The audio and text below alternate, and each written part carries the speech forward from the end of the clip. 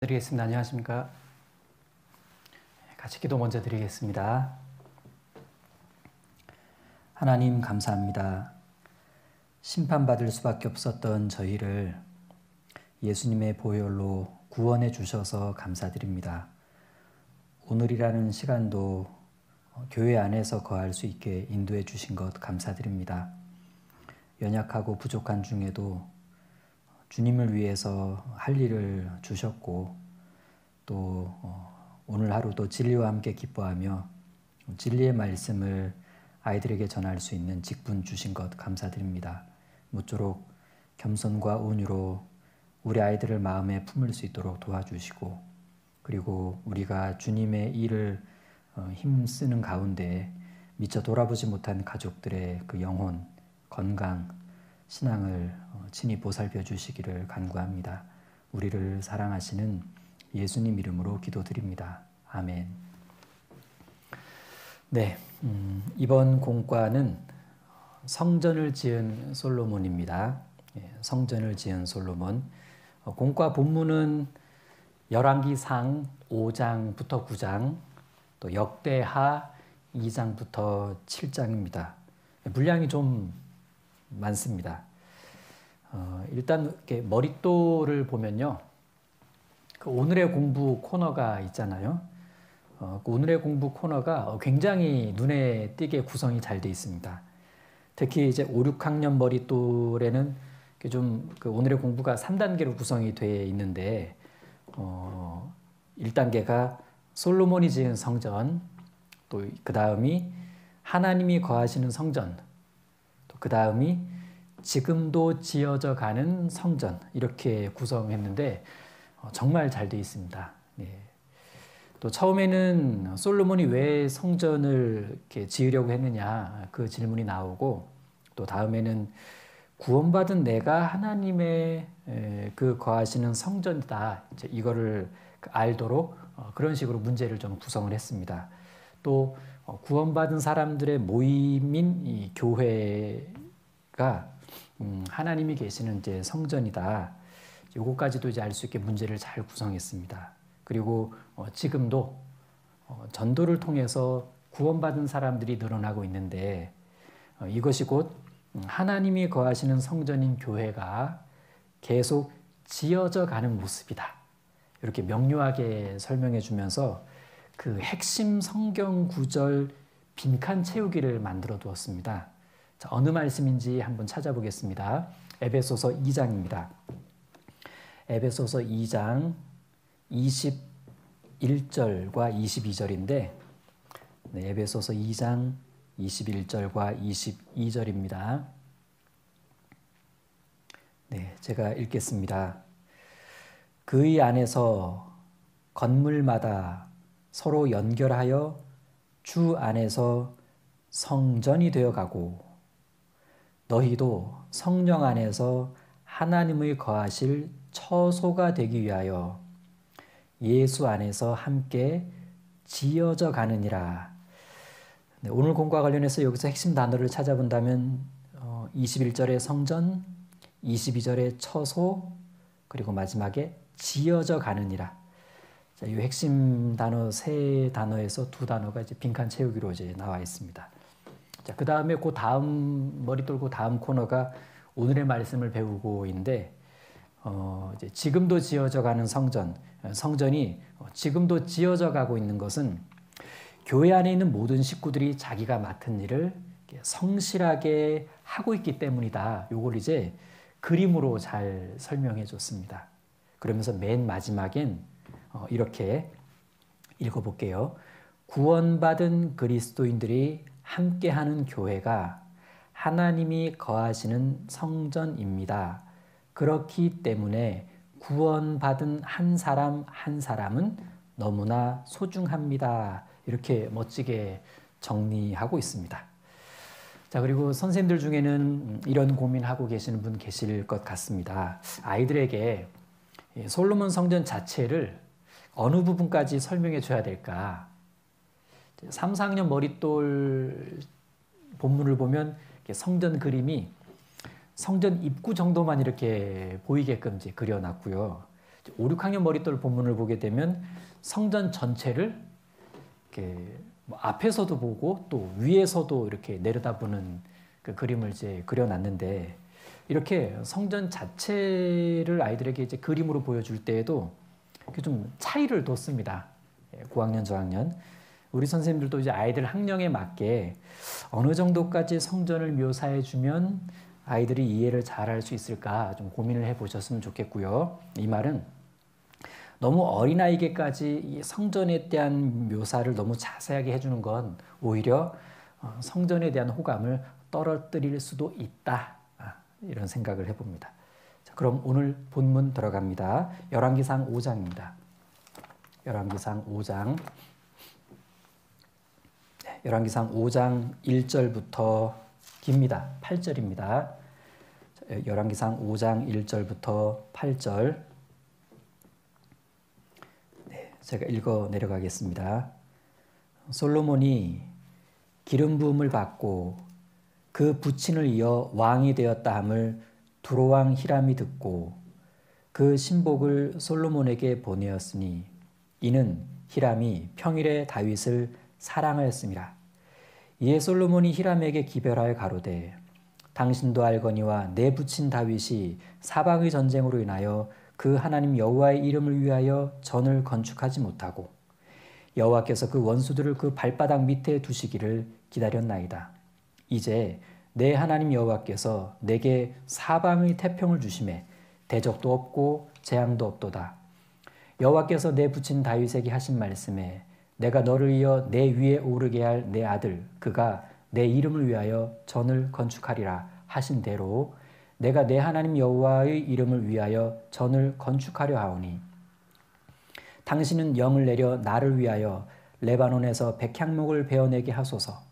나의 종과 당신의 종이 함께할 것이요 또 내가 당신의 모든 말씀대로 당신의 종의 삭슬 당신에게 붙이리이다. 당신도 알거니와 우리 중에는 시돈 사람처럼 벌목을 잘하는 자가 없나이다. 히람이 솔로몬의 말을 듣고 크게 기뻐하여 가로되 오늘날 여호와를 찬양할지로다. 저가 다윗에게 지혜로운 아들을 주사 그 많은 백성을 다스리게 하셨도다 하고 이에 솔로몬에게 기별하여 가로되 당신의 기별하신 말씀을 내가 듣고 내 백향목 제목과 잣나무 제목에 대하여는 당신의 바라시는 대로 할지라. 예. 솔로몬의 업적 중 가장 뛰어난 업적은 역시 다윗이 건축하지 못했던 성전을 완공하는 일이었습니다. 여기 열왕기상 5장부터 8장까지 4개 장은 이 성전 건축에 대한 장입니다. 지금 이 5장은 솔로몬이 성전 건축을 준비하게 된 동기 그리고 건축 준비 과정이 소개되어 있습니다. 특히 두로왕 히람이 이 성전 건축에 적극적으로 조력해 준 것을 이제 보고 있죠. 비록 다윗이 성전 건축을 위해 많은 준비를 해놓은 것은 사실이지만 막상 건축 시점에 가서는 그때 필요한 그 중요한 자재와 유능한 건축 기술자들은 이 두로왕 히람의 도움으로 해결될 수 있었다는 얘기입니다. 결과적으로 이 놀랍고 위대한 성전 건축에 이방인도 참여하게 되었다는 건데, 이는 성전에 임재하실 하나님이 이스라엘의 하나님이실 뿐만 아니라 이방인의 하나님도 되신다라는 진리를 이렇게 예시해 주는 거라고 볼 수 있습니다. 솔로몬은 성전을 건축하기에 정말 좋은 환경을 가지고 있었습니다. 4절을 다시 보시면요. 이제 내 하나님 여호와께서 내게 사방의 태평을 주심에 대적도 없고 재앙도 없도다. 4글자로 줄이면 태평성대. 그는 이토록 좋은 환경이 하나님으로 말미암았다는 것을 알았습니다. 그래서 어떻게 했냐? 하나님을 위한 기회로 삼습니다. 바로 성전 건축이었죠. 예, 이렇게 솔로몬은 하나님이 자기에게 주신 좋은 환경을 하나님을 위한 일로 사용할 줄 알았습니다. 우리에게도 나름의 여건과 환경이 있습니다. 하나님 주신 여건이 있습니다.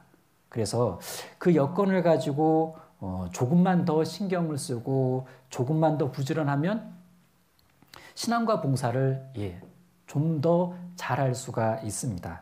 사실 이렇게 솔직히 말하자면 우리 중에 뭐 아무런 제한이 없어서 맘 편히 몸 편히 봉사하는 선생님은 계시지 않습니다.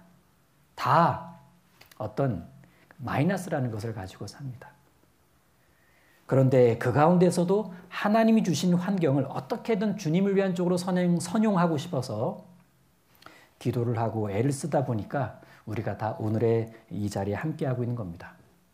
이런 삶을 하나님께서 기쁘게 받으시지 않을까요? 한편 우리는 성경 곳곳에서 뭘 보게 되냐면 이스라엘이 하나님으로부터 좋은 환경을 받았을 때는, 하나님이 그걸 주셨을 땐 그들은 생각보다 빨리 하나님을 떠나 타락해 갔다는 얘기입니다.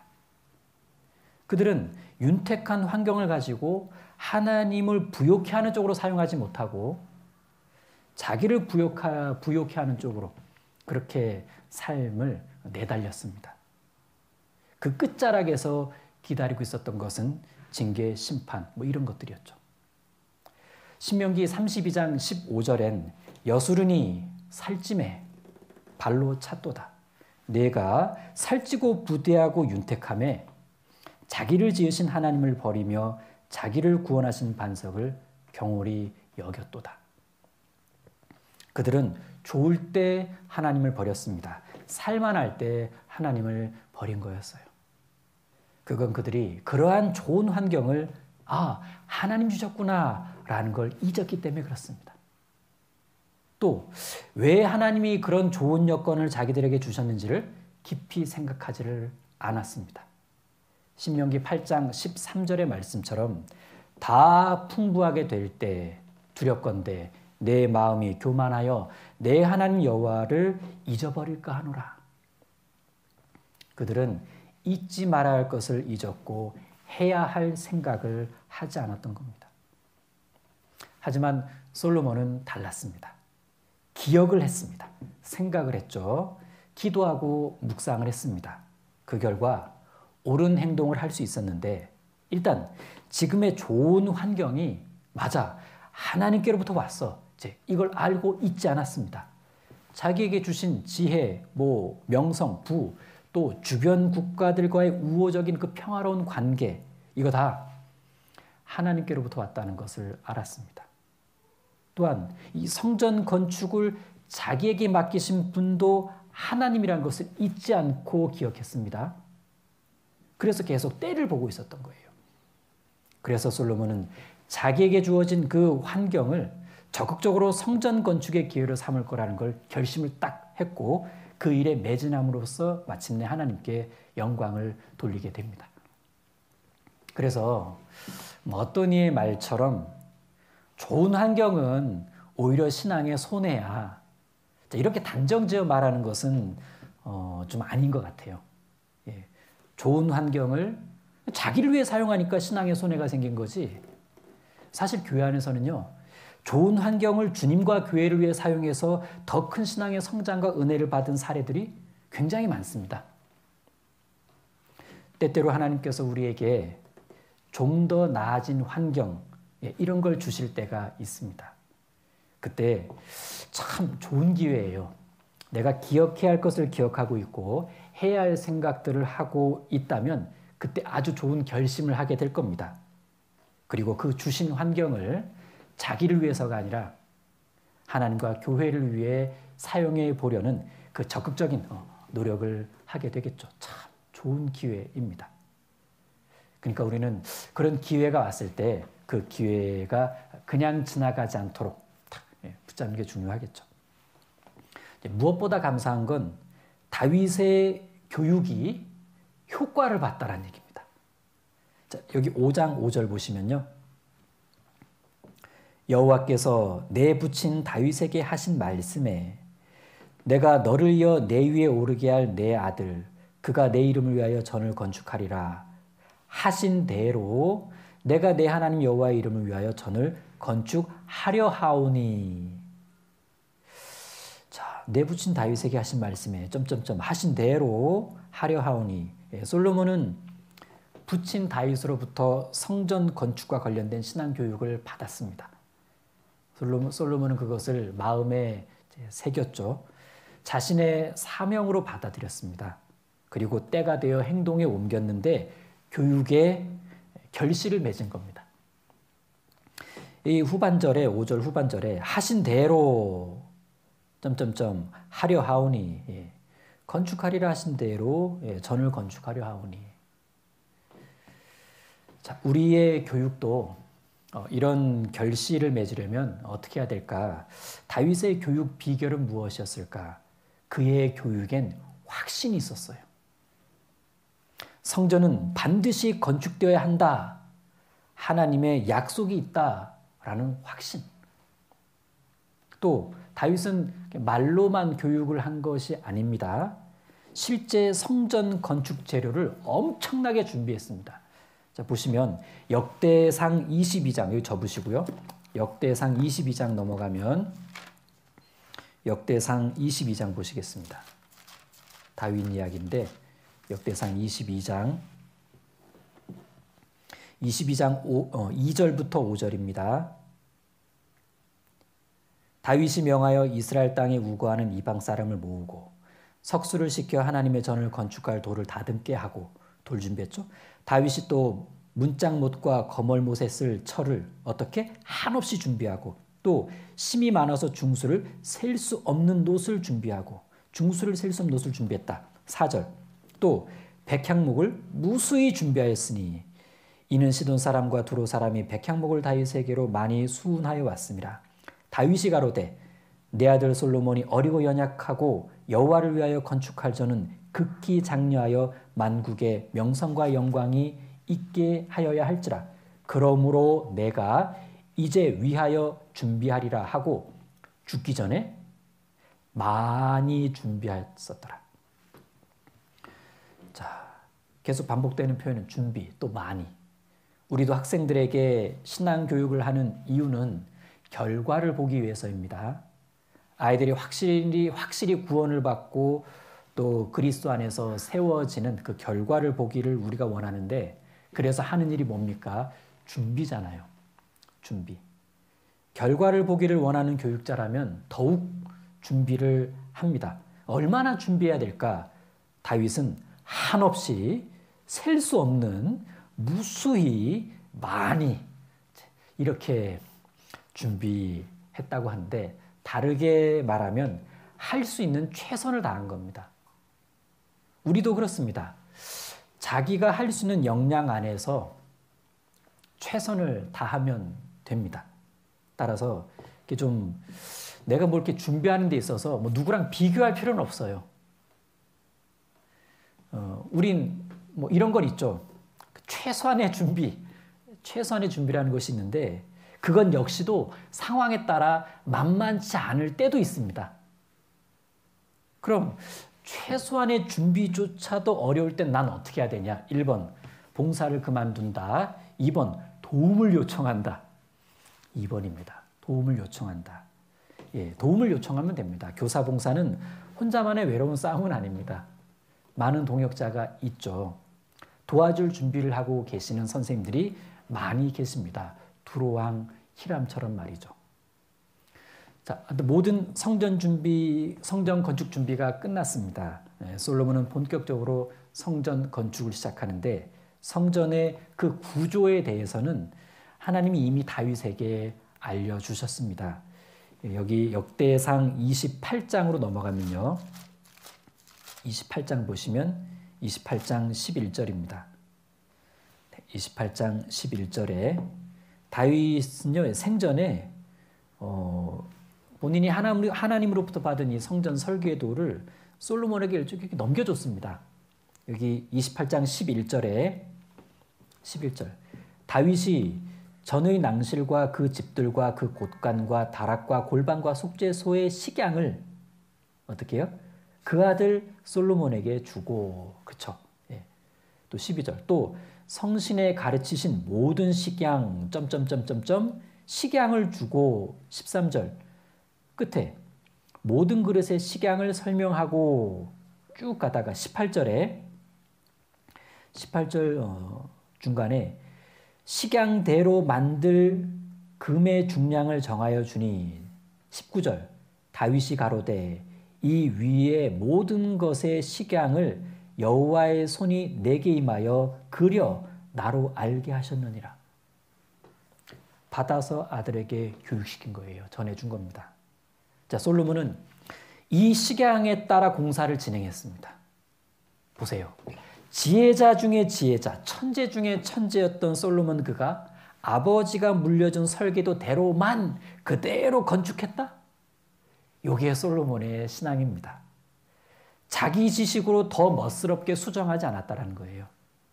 하나님의 이유 있는 설계에 자기 마음을 철저히 낮추고 딱 고정시켰습니다.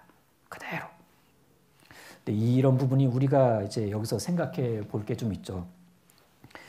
이 성전 건축은 어떻게 보면요, 건축물의 규모와 아름다움에 초점이 맞춰져 있었다라기보다는 성전의 주인 되시는 하나님의 말씀하신 그대로 순종해서 건축이 진행되어 가는, 거기에 초점이 맞춰져 있었다라는 생각도 해봅니다.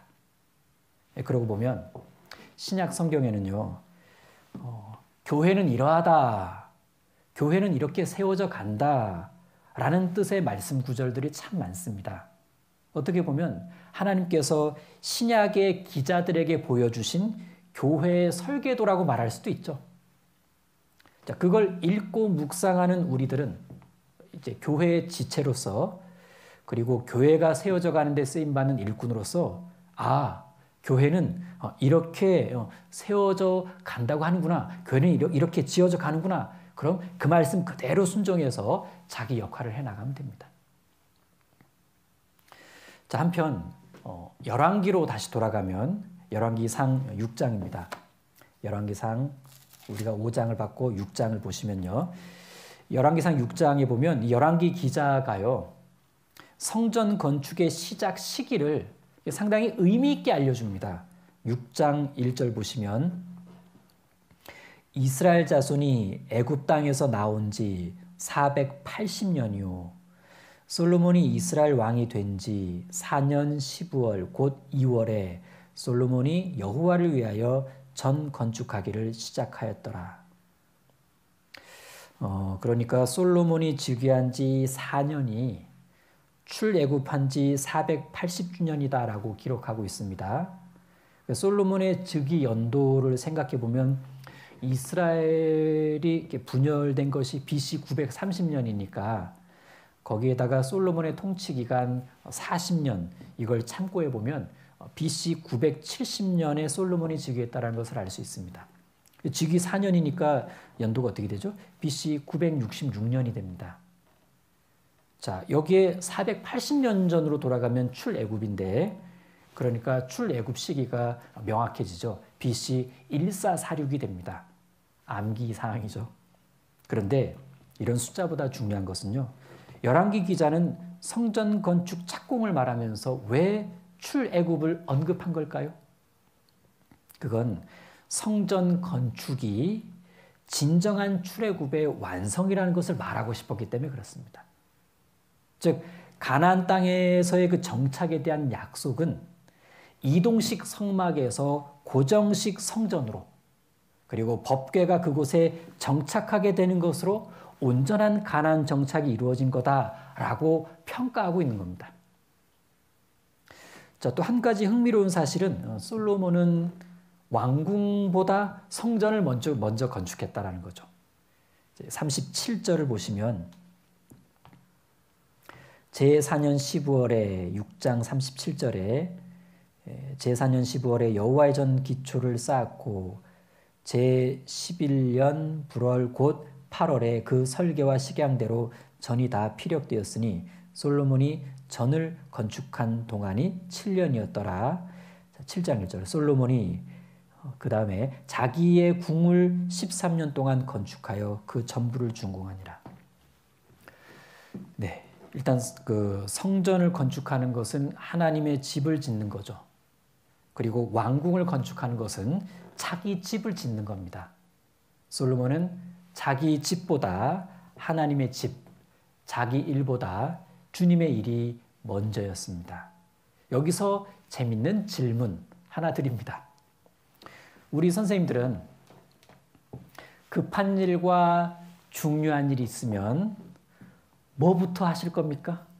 급한 일? 급하니까. 중요한 일? 중요하니까. 자, 지혜로운 사람은 급한 일과 중요한 일 중에 중요한 일을 우선해서 한다고 합니다. 자, 솔로몬에겐 어떻게 보면 개인적으로는 자기 집을 짓는 것이 급한 일이었을 수도 있습니다. 하지만 하나님의 집을 짓는 일을 먼저 했는데 왜? 그것이 훨씬 중요한 일이었기 때문에 그렇습니다. 그래서 아예 그냥 이 성전 건축을 중요하면서도 시급한 일로 규정하고 거기에다 그냥 올인한 거예요.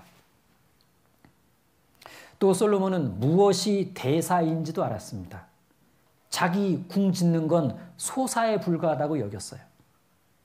그가 얼마나 하나님을 높이 여기며 살았는지를 알아보게 하는 부분입니다.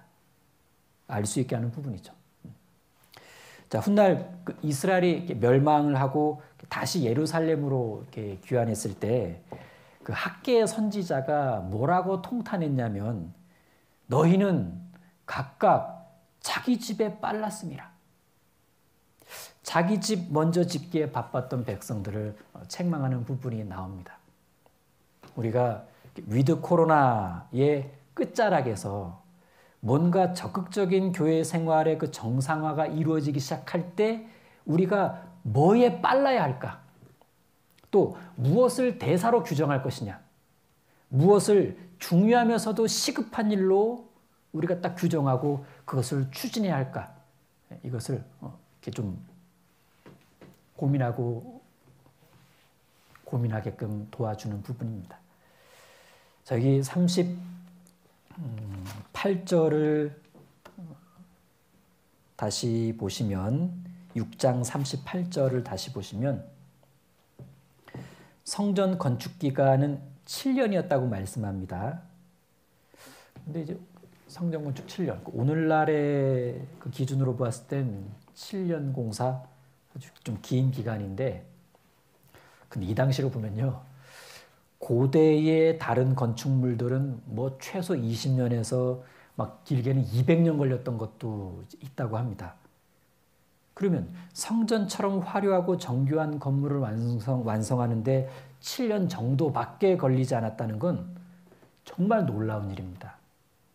이처럼 기간이 초단축될 수 있었던 이유는 정말 많은 인원을 일시에 동원했습니다. 또 다윗 때부터의 세심한 준비가 뒷받침되어 있었죠. 그리고 솔로몬은 부대 비용을 아낌없이 투자했습니다. 더욱 놀라운 점은 이렇게 초고속, 초거대 규모로 진행되는 이 건축 과정에서도 어떤 잡음이 나지 않았다는 얘기입니다. 바로 6장 7절인데 6장 7절 보시면 저는 건축할 때 돌을 뜨는 곳에서, 돌을 뜨는 곳이 뭐죠? 채석장입니다. 돌을 뜨는 곳에서 치석한다. 예. 돌을 치석한다는 건 돌을 다듬어서 완성한다는 얘기입니다. 돌을 뜨는 곳에서 치석하고 가져다가 건축하였으므로 건축하는 동안에 전 속에서는 방망이나 도끼나 모든 철 연장 소리가 들리지 아니하였으며, 치석한다는 건 대충이 아니라 이렇게 좀 완전하고 정확하게 하는 것을 말합니다. 이러한 치석을 채석장에서 했다는 거예요. 그 결과 그 지어져가는 성전 안에서는 다듬는 소리가 있을 필요가 없었다는 얘기입니다. 이미 해서 갖고 왔으니까 어떠한 소음도 들리지 않았습니다. 모든 철 연장 소리가 들리지 아니하였으며, 특별히 교회가 지어져가는 성전이죠. 시작할 때 찾았던 그 말씀 다시 찾아보면요, 에베소서 2장입니다. 자, 에베소서 2장, 여기 중요한데 다시 찾아보겠습니다. 에베소서 2장 21절. 자, 교회에 대한 말씀인데 에베소서 2장 21절. 그의 안에서 건물마다 서로 연결하여 주 안에서 성전이 되어가고 너희도 성령 안에서 하나님의 거하실 처소가 되기 위하여 예수 안에서 함께 치어져 가느니라. 자, 치어져 가느니라. 이 안에서도 소음은 없을 거란 얘기입니다. 교회가 지어져 가느니라. 세상 건축 현장에서는 별별 소음 다 나지만 지어져 가는 교회, 하나님의 전 안에서는 소음이 있으면 안 되죠. 세상 집단은 토론한다, 투표한다 그러면서 시끌시끌하는 것이 자연스러운 일이겠지만 교회는 아닙니다. 교회는 질서 속에서 조용히 운행되어져 가는, 완성되어져 가는 하나님의 성전입니다. 교회 안에서의 소음, 그걸 한마디로 표현한다면 찌그락, 째그락 아니겠습니까? 이 소음이라는 게요, 깨질 때 나는 소리입니다. 균형이 깨지고 관계가 깨지고 질서가 깨질 때 나는 소리가 소음입니다. 잘 뭉쳐져 있던 한 덩이가 깨질 때 나는 소리가 소음입니다. 평강이 깨질 때 내 마음에서 나는 소리가 신앙의 소음이죠. 질투의 마음도 소음, 시기의 마음도 욕심의 마음도 다 내 평강 깨는 내 안의 소음입니다. 자, 한편 다시 돌아가면요. 6장 다시 돌아가면, 열왕기상 6장 돌아가면 이 돌을 성전 건축 현장에서 치석하지 않고 이렇게 채석장에서 치석했다고 하니까 이 생각이 났어요. 분반 치석. 분반 치석이 생각났는데, 자, 분반 치석, 분반 준비는 언제 어디서 해야 될까요? 분반 치석은 주일 아침이 아니라 주중에 하는 걸 겁니다. 주일 아침에 교회당에 와서 부랴부랴 하면 섬세한 치석이 잘 안 돼요. 주중에 차분하게 꼼꼼하게 해야 치석이 됩니다. 잘 치석된 분반 준비는 당연히 아름다운 분반, 아이들도 기뻐하고 하나님도 기뻐하시는 그런 분반이 될 겁니다. 다만 우리 각자가 이런 건 있어요. 몇 개의 돌을 치석해야 할까? 얼마만큼의 돌을 치석해야 되냐? 그건 주어진 달란트와 역량에 따라 다르다고 봅니다.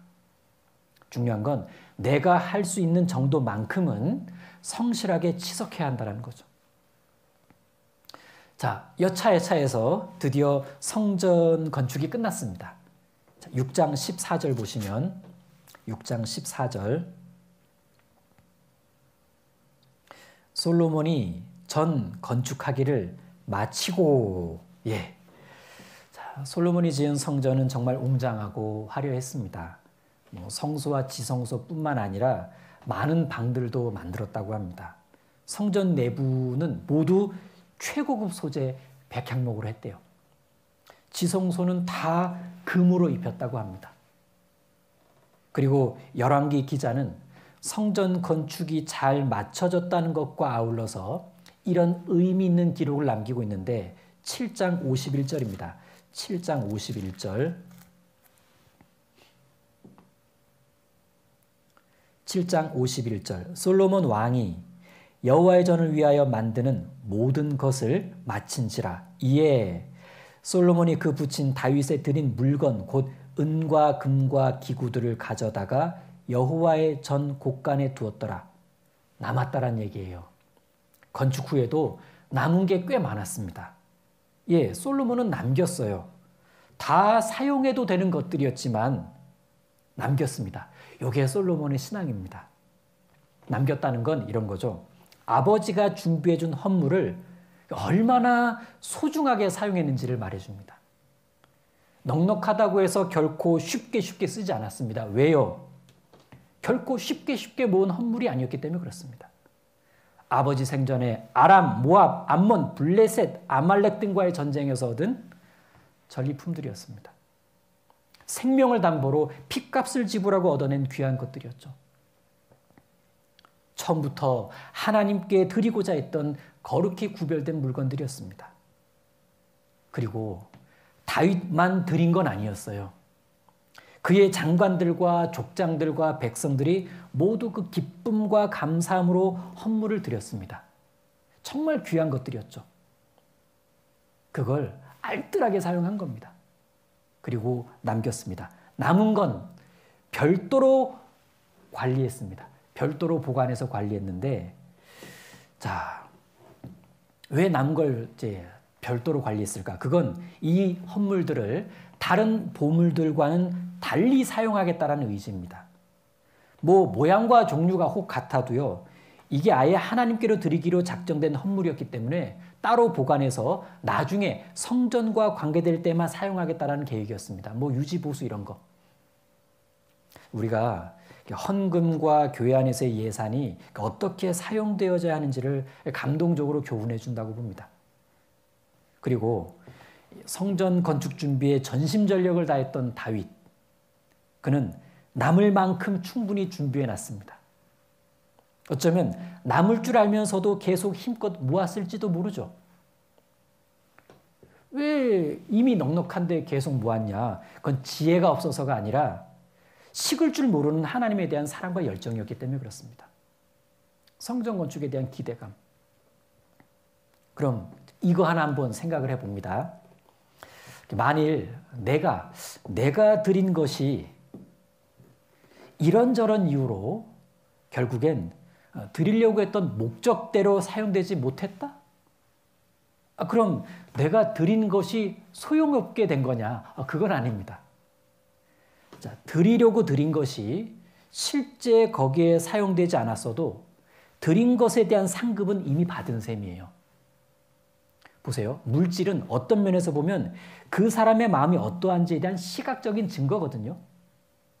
그래서 마음을 드렸다는 것이 분명해졌다면 그 드린 마음에 대한 하나님의 보상도 결정된 셈입니다. 이제 솔로몬은 드디어 다윗성에 있던 언약궤를 성전으로 옮깁니다. 그 감동적인 장면 찾아보겠습니다. 8장입니다. 8장 1절.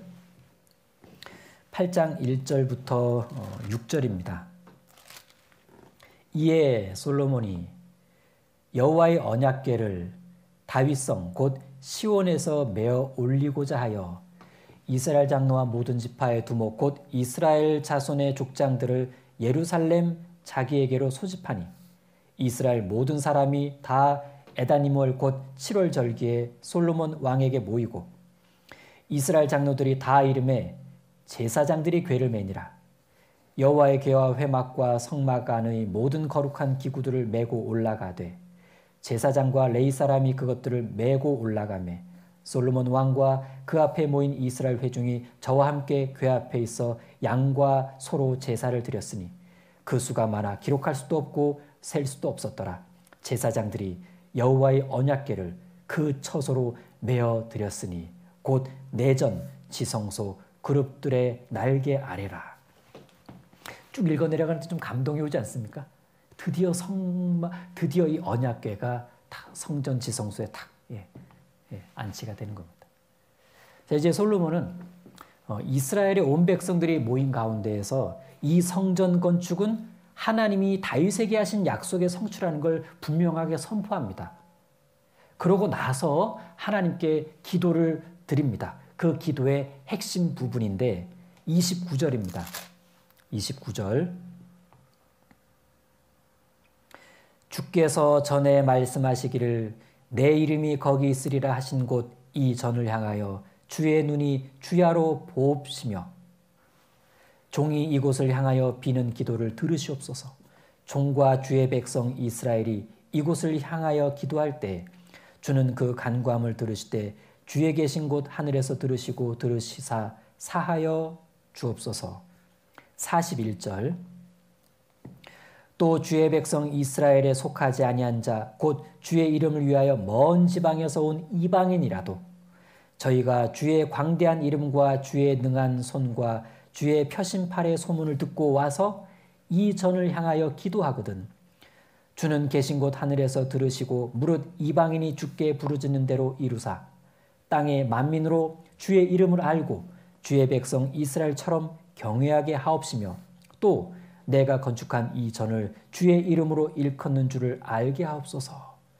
이렇게 기도를 했는데 그러자 하나님이 그의 기도를 들으시고 일전에 기본 1000번째 후에 나타나셨던 것처럼, 솔로몬에게 나타나셨던 것처럼 이제 또 한 번 나타나셔서 응답해 주시는데 9장입니다.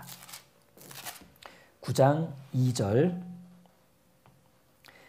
여호와께서 전에 기브온에서 나타나심과 같이 다시 솔로몬에게 나타나사 저에게 이르시되 내가 내 앞에서 기도하여 간구함을 내가 들었은즉 내가 너희 건축한 이 전을 거룩하게 구별하여 나의 이름을 영영히 그곳에 두며 나의 눈과 나의 마음이 항상 거기 있으리니 내가 만일 내 아비 다윗의 행함같이 마음을 온전히 하고 바르게 하여 내 앞에서 행하며 내가 내게 명한 대로 온갖 것을 순종하여 나의 법도와 율례를 지키면 내가 내 아비 다윗에게 허하여 이르기를 이스라엘 위에 오를 사람이 내게서 끊어지지 아니하리라 한 대로 너의 이스라엘 왕위를 영원히 견고하게 하려니와 만일 너희나 너희 자손이 아주 돌이켜 나를 좇지 아니하며 내가 너희 앞에 둔 나의 계명과 법도를 지키지 아니하고 가서 다른 신을 섬겨 그것을 숭배하면 내가 이스라엘을 나의 준 땅에서 끊어버릴 것이요 내 이름 위하여 내가 거룩하게 구별한 이 전이라도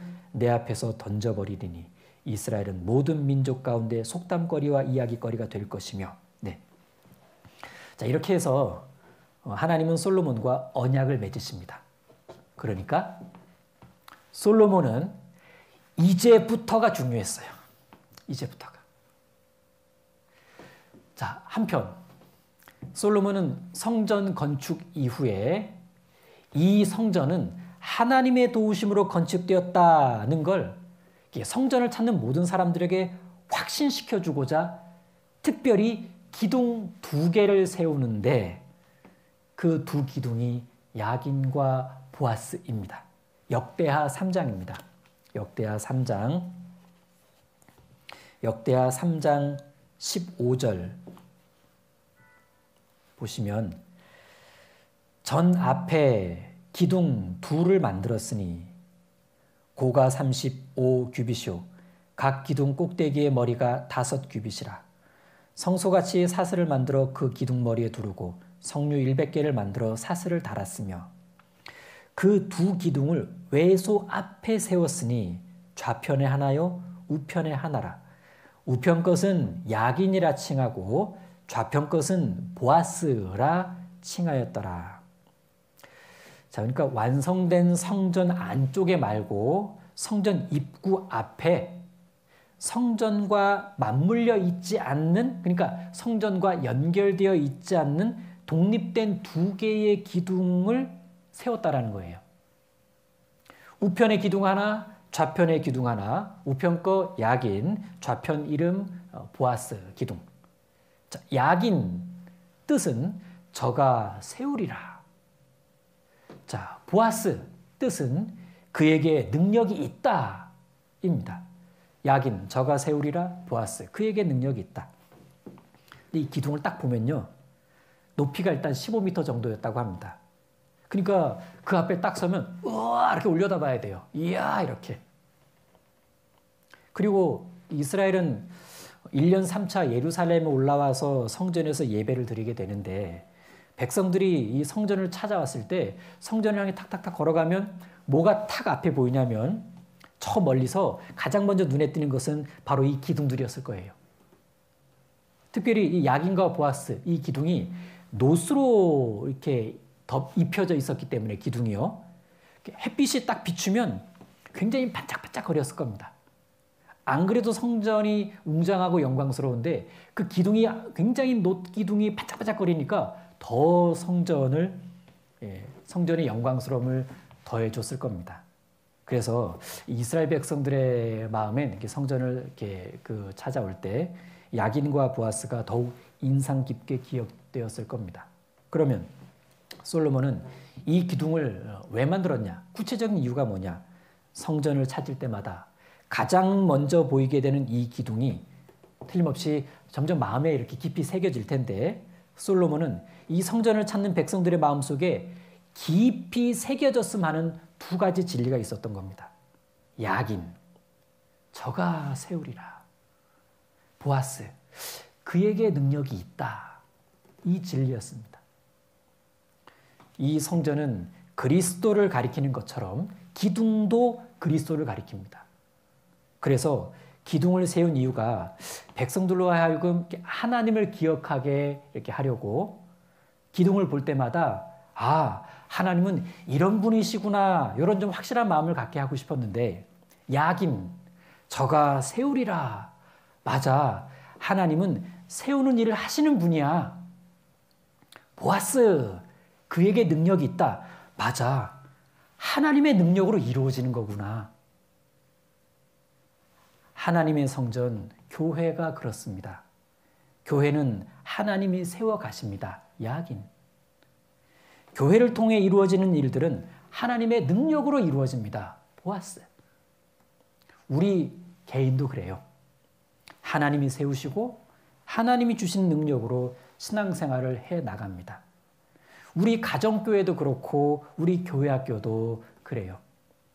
또한 주님은 일꾼을 세우십니다. 저가 세우리라 야긴.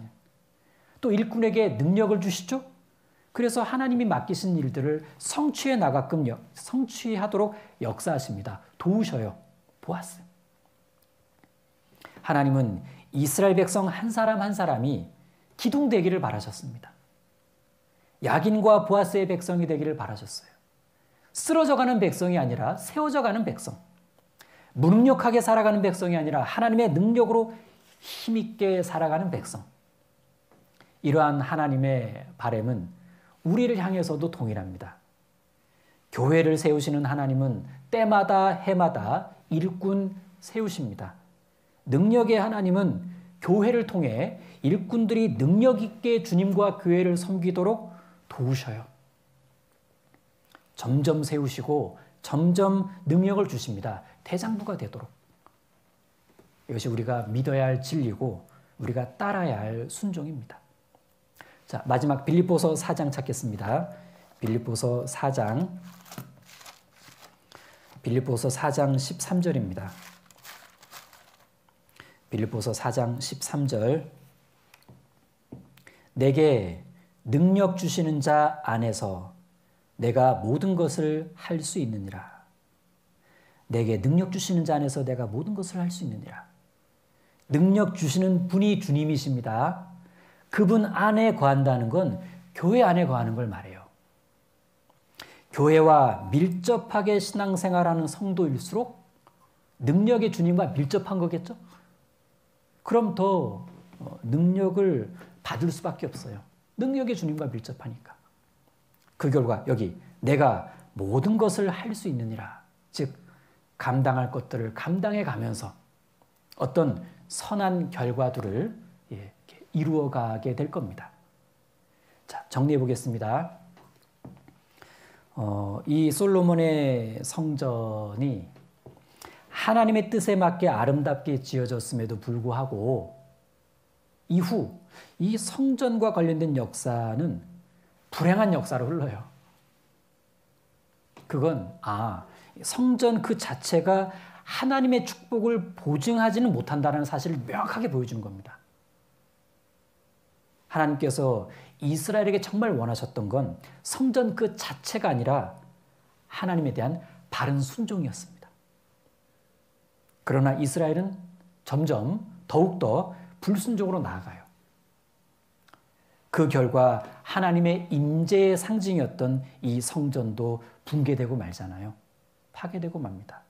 그런데 그렇다고 해서 이 성전의 붕괴가 이스라엘 역사 가운데 하나님의 그 임재와 동행의 종결이었다? 그걸 의미하지는 않습니다. 성전이 예표하는 것이 예수님이라는 걸 알면 이제 금방 이 부분 알 수 있는데 보세요. 예수님이 결국에는요. 불순종의 정점에 이른 이스라엘 속으로 성육신하셨잖아요. 스스로 대속제물이 되셔서 하나님과의 관계를 화해시켰습니다. 그런 걸 볼 때 성전 붕괴가 되었다고 해서 이스라엘과 하나님의 관계가 끊어지는 건 아니었구나. 궁극적으로 예수님께서 다시 관계를 이루어 주셨습니다. 우리가 하나님과 끊어져 살다가 주님 덕분으로 다시 이어져 사는 것처럼 기도하고 마치겠습니다. 하나님 감사합니다. 솔로몬의 성전에 대해 상고해 보는 시간 주셔서 감사드립니다. 우리가 몸담고 있는 이 교회가 복음이 힘있게 전해짐으로 지금도 세워져 가는 성전임을 알고 기뻐합니다. 우리 아이들도 이 안에서 신앙이 무럭무럭 잘 자랄 수 있도록 도와주세요. 또 우리도 교회 안에서 좀 적극적으로 더욱 붙어 있어서 주님께서 이 교회를 세워가시는 일에 늘 귀하게 쓰임받을 수 있도록 도와주시길 간구합니다. 우리를 사랑하시는 예수님 이름으로 기도드립니다. 아멘.